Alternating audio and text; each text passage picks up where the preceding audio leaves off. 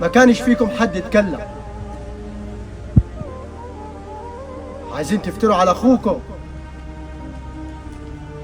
عشان من تاني؟ لو كمان جايين تقولوا له اطلع من الارض. يا جماعة الدنيا مش مستاهلة، وانتوا جبتونا على ملا وشي، وده برضه اخونا يا عم مجدي، وبرضه ليه في الورث معاني.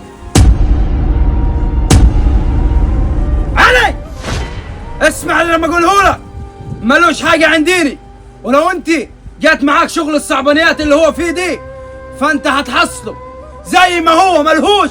هنخلوك انت مليكش تسمع كلامي ورأيي انا اللي يمشي، فاهم؟ عشان انت بياع وفي اي لحظة هتغدر بيه ومالكش امان. هتقول له مالكش كمان.